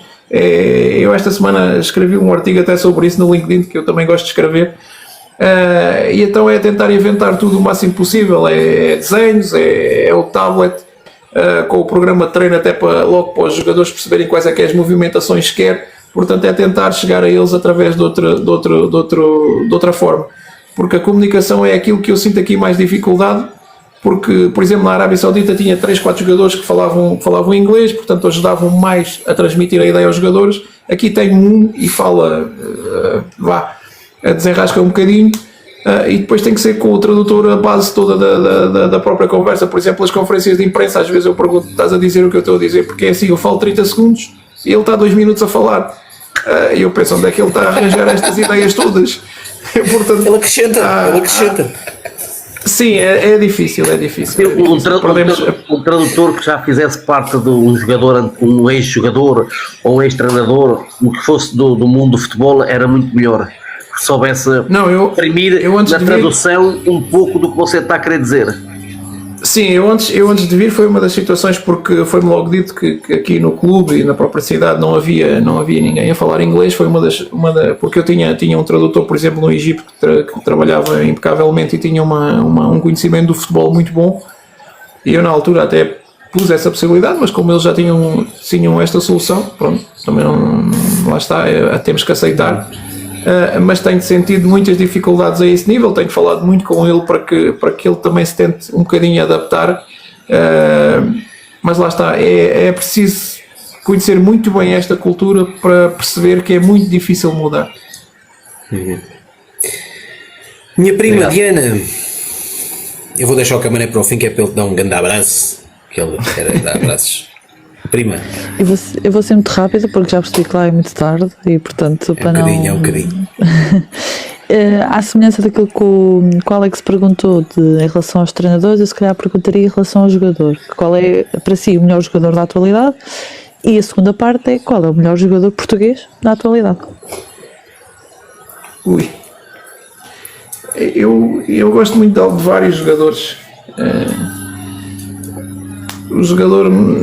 A verdade é que todos nós tivemos a felicidade de viver nesta década de Ronaldo e Messi, nestes duelos loucos, e a verdade é que neste momento olhamos um bocadinho para o futebol, porque o futebol também perdeu um bocadinho a magia individual, tornou-se demasiado coletivo, e é difícil vermos assim um jogador que se consiga destacar por coisas fantásticas que faça como vi Maradona fazer, como Ronaldo, Messi, Ronaldinho, entre tantos, e neste momento no futebol atual não temos um jogador dessa característica.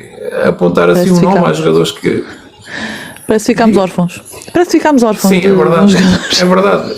E a verdade é que neste momento há jogadores que eu gosto, o Bernardo Silva, o Musiala, o Bellingham, são jogadores que ainda têm um bocadinho aquela magia dos pés, mas aqueles jogadores que realmente me enchiam, neste momento não consigo dizer assim um que se destaca. Há vários jogadores, mas estão a um nível muito iguais. O melhor jogador do campeonato português, acho que ou pelo menos vinha a ser, o Gyökeres. Do campeonato português, mas e o português? Que fazia a diferença. Já falou do Bernardo Silva. O jogador que eu gosto. Como o Bernardo, peço desculpa. Mas pode ser. Sim, o Bernardo. Não, o Bernardo, jogador português, é o Bernardo, aquele que... Ok. Está bem. Mas tu estavas a incluir num grupo de melhores do mundo. Não. Também é. Que também é assim. Então, mas se estar incluído nos melhores do mundo é o melhor português. Pois, está bem, tens razão, com certeza. Obrigado, Alex, peço desculpa pela minha... É assim, Alex, nós estamos no mundo à parte. Eu às vezes... Nós estamos no mundo à parte. Às vezes também fico assim tonto. Muito bem, meus amigos, estão as perguntas feitas e agora vem o Camané para finalizar isto. Não. Espera, Camané ainda não é. Há aqui uma de um Mesquita, já que ele não está cá em cima. Não tiras a pergunta a mim, pá. Qual é?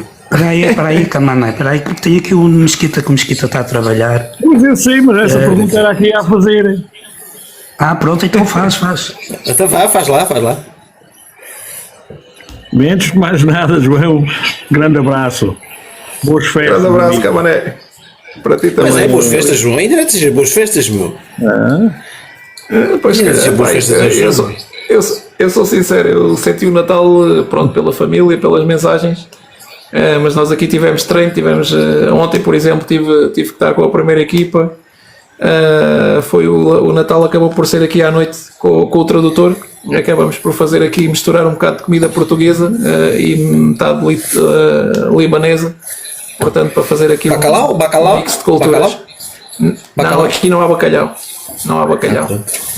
Olha, Ainda procurei, mas E marisco do Eusébio, não, marisco há. Mas Do não sou Eusébio, grande do apreciador, mas do Eusébio. Sabes qual é o do Eusébio, não sabes? Olha, uma coisa, João, isso também é uma grande afronta, estares aí de manga curta e eu cheguei gelado agora mesmo para Badajoz. É verdade. Mas geladinho. Epá, lá fora está a 4 graus. Dentro de casa está-se bem. Também Sim, está foi uma das frio. minhas surpresas. Quando vi para aqui pensei, bem, aquilo é como a Arábia Saudita, não trouxe casacos, não trouxe nada e agora já tive que comprar porque isto de noite está mesmo fresquinho e há alguns dias, mesmo durante, por exemplo, na semana passada, tivemos aqui 2 dias de 7 graus. Nossa. Mas durante o dia aquece, não é? Durante o dia agora eles disseram-me logo, isto em fim de dezembro até 15, 20 de janeiro vai andar as temperaturas entre os 15 e os 20. Mas está sol, mas a temperatura anda por isto. Chover também chove de vez em quando, mas à noite está mesmo muito frio. Bem, vamos lá à pergunta. É uma pergunta muito difícil. Este Mosquita só faz... Para os 10 milhões de euros. 10 milhões de euros. O Mosquita só faz perguntas difíceis. Eu, como não tinha nenhuma, o Alex já me ia atirar. João, qual foi o país onde mais gostaste de treinar e porquê? Tu queres um trota-muito. Olha, cuidado com os iraquianos de ver isto. Eu felizmente tenho gostado de estar e tenho tido a sorte de estar em sítios muito bonitos, por acaso. Em cidades com sítios muito, muito bonitos e isso para mim também é importante. Mas se calhar destes 4, aquele onde gostei muito de estar, se calhar até pela forma do povo ser, pelas pessoas, foi pela paisagem em si também, foi a Lituânia. Mas olha uma coisa, João, um bocadinho mais difícil. Dentro desses 4 países que tu tiveste, o nível de futebol, o nível de organização, nós já falámos várias vezes disso. Qual é o país que tu vês? Sei que deves dizer a Arábia Saudita, não é? Até porque se está a notar. A nível de organização, qual é o país desses que tu vês com mais, digamos assim, futuro de cada vez mais aparecer em mundiais? Não, a Noruega vai. Não é a Arábia Saudita, até porque a Arábia Saudita tem um problema. Ainda ontem estava a falar com um ex-adjunto que trabalhou comigo na Arábia Saudita, que é a Arábia Saudita, neste momento, a maioria dos clubes são compostos por jogadores estrangeiros. Ou seja, mesmo os melhores jogadores sauditas não estão a jogar. E isso vai regredir no nível da seleção nacional. Aliás, e basta ver pela Taça do Golfo. Acho que aquele país que vai crescer, aliás, está a crescer muito, se nós estivermos atentos aos resultados, mas não só aos resultados, mas também aos jogadores que têm aparecido, é a Noruega. Se tu vires, a Noruega nos últimos 8 anos conseguiu colocar muitos jogadores, por exemplo, na Liga Inglesa, ou seja, muitos jogadores. Está a acontecer na Noruega o que aconteceu a Portugal há 15, 20 anos. Os jogadores jovens começam a sair muito cedo, estão a trabalhar muito na formação.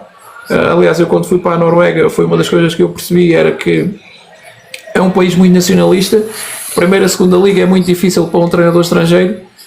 Depois são os clubes mais pequenos ou das divisões mais abaixo que começaram a fazer essa reforma no futebol norueguês, a apostarem muito treinador estrangeiro, e eles estão a tirar agora os dividendos, e eu acho que vai ser um país que vai crescer muito a nível não só de seleção, mas a nível de jogadores de qualidade individual. Penso que vai ser aquele país destes onde eu estive. A Lituânia também depende, acho que o futebol vai crescer, mas depende muito da organização. Tu sabes que também no futebol, tanto em Portugal como em qualquer país onde te evoluciona muito, as condições de trabalho também são muito importantes. Dentro daquilo que tu tens visto, tu é que és realmente andado aí por fora, nós acompanhamos ao longo, sempre a pensar nos teus triunfos. Ainda não sei deste dia, tens que me contar, depois em off. A nível de condições de trabalho, qual é o país onde tu vês mais condições de poder progredir? Noruega também. A Arábia Saudita tem muitas condições, mas depois ainda tem uma organização. Nós se calhar tu olhas à distância Ronaldo, gente famosa a jogar na Arábia Saudita e tu pensas, aquilo tem condições, tem estádios, tem tudo. Realmente os estádios principais são fantásticos, mas depois, tirando se calhar os clubes grandes, mas a nível onde o nível está mais equilibrado, onde as condições quer dos principais clubes de Primeira Liga ou por exemplo Quarta Liga, acredito que Noruega acaba por ter condições, até porque é um país que depois lá está, embora a Arábia Saudita financeiramente também seja muito forte, Noruega também o é, mas acho que tem, e depois lá está, também tem muito a ver com a cultura, era aquilo que eu há bocado estava a explicar. Por exemplo, aqui no nosso clube é um clube que paga muito bem, mas depois temos balizas pequeninas para o treino que temos que utilizar aqueles canos que tu metes nas canalizações, portanto foram desses canos que fizeram as balizas para nós treinarmos. Essas balizas são mais pequenas. Portanto, isto depois tem muito a ver com o contexto cultural também, mas penso que a nível de condições que oferecem Noruega, Arábia Saudita são condições top. Sim, senhora. Muito bem, meus amigos, foi um prazer falar com o João e ficava aqui mais um bocadinho, mas vou deixá-lo ir descansar.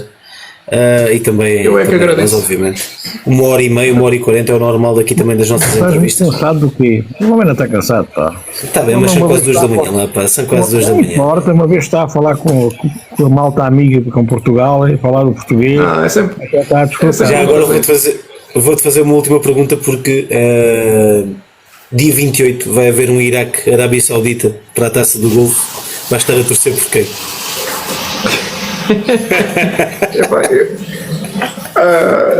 Atenção, o Bahrein, tu estavas a dizer que ganhou o Iraque, mas também ganhou a Arábia Saudita. Não, o Bahrein, lá está, depois tem muito a ver com. São campeonatos que nós nunca olhamos, não é? São campeonatos que nós não queremos saber, nós queremos saber dos principais campeonatos da Liga Europa, da Liga que se joga na Europa. Mas a verdade é que nos últimos anos, por exemplo, eu lembro-me quando estava na Arábia Saudita, o Bahrein pagava muito pouco. Tipo o que Oman hoje pagava muito pouco e não conseguia atrair jogadores internacionais de outros países. Neste momento o Bahrein é um país interessante a nível de futebol, consegue trazer jogadores, consegue trazer treinadores, e depois nesta zona do Oriente, do Golfo, da Ásia, ainda o dinheiro mexe, o petróleo ajuda a que os clubes tenham condições financeiras. O que falta aqui muitas vezes é a organização. Mas eu, por aquilo que vi, penso que a Arábia Saudita será ligeiramente superior, mas se calhar, se houver um empatezinho, não acaba se calhar por... Mas se houver um empate, passa a Arábia Saudita. Sim, eles têm que ganhar, mas a verdade é que fiquei muito desiludido porque vi os 2 jogos da Arábia Saudita, vi também os 2 jogos do Iraque, até porque é um selecionador espanhol que também está aqui e mudou completamente a forma de jogar da seleção iraquiana. E se vocês virem, a seleção iraquiana também já tem alguns jogadores a jogar em algumas ligas europeias. A Arábia Saudita está com o problema que é os melhores jogadores não jogam. Os melhores jogadores estão no banco e isso acaba de fazer com que o nível da seleção também venha a descer. Por causa da vinda de tantos jogadores da Europa para a Arábia Saudita, né? Sim, porque, por exemplo, os principais clubes da Arábia, se nós formos a ver a Al Hilal, e eu aqui, por exemplo, quando tenho tempo, consigo ver principalmente o Jorge Jesus, consegui ver também o treinador que teve no Vitória de Guimarães. Sim. Os principais clubes têm 8, 9 estrangeiros no 11 titular, portanto, claro, mesmo aquele jogador saudita que era bom, que era um jogador bom, neste momento joga pouco, e isso depois traz problemas a nível de seleção, porque são jogadores que não estão com andamento, não estão rotinados, a própria motivação também, porque às vezes nós esquecemos um bocadinho de colocar no lugar do jogador ou até do treinador, por exemplo, local, que pensa assim, epá, vêm para aqui estes gajos ganhar milhões e eu estou aqui com um salário de... Portanto, estas coisas também, o lado social, e muitas vezes nós esquecemos isso, e nestes países é algo que é importante nós termos essa como é que é de explicar, não ostentar, por assim dizer, aquilo que tu ganhas, porque o que tu ganhas é muito mais do que aquilo que eles recebem, e isso depois tem muita influência nos jogadores. Eu me recordo quando estava no Aja, as conversas, porque tive ainda três semanas com a equipa principal, havia praticamente 3 grupos, que era os estrangeiros, os europeus, os sauditas, mas de outras regiões, de outras cidades, e os jogadores da cidade, que eram os mais mal pagos. Portanto, e às vezes gerir este tipo de situações para o treinador não é fácil. Isto agora dava asa numa conversa muito grande, que eu tenho tantas perguntas na cabeça, mas pronto, fica para outra conversa. Podes chutar mais uma. Não ias perguntar quantos milhões ele ganha, nem ias perguntar isso, pois não? Não, estava aqui a pensar que não, a minha pergunta até era mais. A minha pergunta não era uma pergunta, era mais um entendimento que eu tenho, que vai muito em contra aquilo que o João está a contar, e ele sabe da realidade daqueles países, e principalmente da Arábia Saudita, que estava a falar, e é um que vai de encontro àquilo que eu tenho pensado muito. A Arábia Saudita não está a apostar na evolução do futebol, está a apostar num produto que eles querem, que depois, aliado a outras questões, mas o desporto, e neste caso o futebol, acaba por tentar dar uma imagem da Arábia Saudita cá para fora, que vai muito mais depois no sentido do turismo, das relações internacionais, do tentar mostrar uma imagem da Arábia Saudita que às vezes não é tão correta como nós, como eles a querem vender, porque acaba por não haver evolução do futebol saudita, apenas é um investimento em jogadores para para dar visibilidade, mas os melhores jogadores acabam por estar parados, não é? Em 2015, que foi quando lá estive, portanto havia muitos jogadores sauditas a jogar, havia já estrangeiros, não com a qualidade que existe agora, mas aquilo que a Arábia Saudita está a fazer, por exemplo, naquela altura que eu lá estive, havia um campeonato de equipas B, e parece que não, por exemplo, que é aquilo que o Iraque agora está a tentar fazer com esta organização espanhola.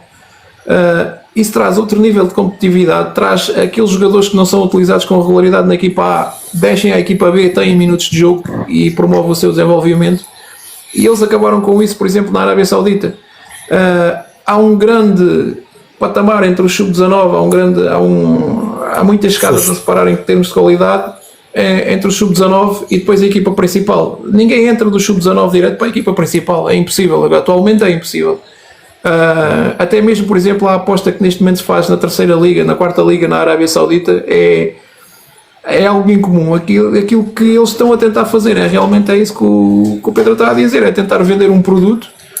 E penso que esta aposta vai se manter até 2034, porque em 2034, se vocês estão recordados, vai se realizar o Mundial.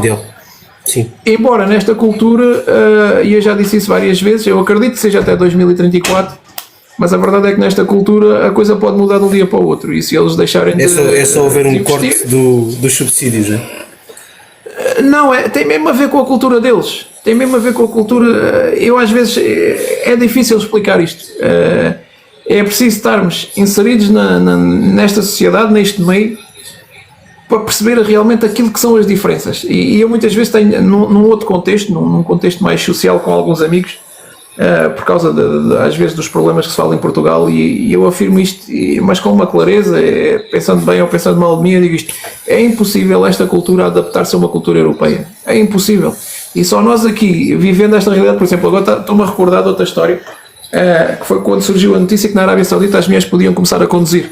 Não sei se vocês se lembram disso ou não. E eu lembro-me às vezes na brincadeira lá, já tinha confiança com o nosso adjunto, mas isto já foi no segundo clube, no Al-Batin. Às vezes na brincadeira, agora as mulheres já podem conduzir, vai começar a haver mais problemas na estrada. E eu disse: conduzir? Não, isso é só lá para o europeu pensar que elas conduzem, aqui ninguém vai conduzir. Acredito que agora já haja um bocadinho mais de liberdade, já haja alguém. Por exemplo, eu lembro que na altura, quando eu lá estava, uma mulher não podia ficar num hotel sem o marido ou seu pai, se fosse casada, claro, ou sem a mãe. Portanto, são questões que é um bocadinho vender o produto que o país está, e está um bocadinho mais aberto neste momento. Nós já conseguimos ver cá concertos na Arábia Saudita, mas a verdade é que a mudança propriamente dita Ainda está aquém. Ainda está aquém. ainda é difícil. Até os grandes campeonatos nacionais europeus já vão para lá fazer taças da Liga e Super Taças. Mas isso é comprado. Isso é comprado. Por exemplo, aqui isso é só marketing, mano. por exemplo, aqui A Arábia está a fazer esse marketing, tudo foi só até ao Mundial, como estavam a falar, que é para. É tipo um marketing. pode durar, eu acredito que dura até ao Mundial. Bruno, aqui que já estamos agora um bocadinho mais soltos até das perguntas, eu pessoalmente acho que nem tem a ver com mundiais, nem tem a ver com nada, tem a ver com a tentativa de nos fazer acreditar que o país é uma coisa não sendo. Sim, mas É mais social no e fundo político do que propriamente desportivo. sim, no fundo é isso, mas utilizam o desporto para criar essa realidade. Por exemplo, aqui essa questão das finais de outros países serem lá jogadas envolve muitos milhões. Por exemplo, é a situação que aqui também já percebi um bocadinho o contexto. É a La Liga dá o nome, é o sponsor, mas acredito que está a levar daqui muito dinheiro.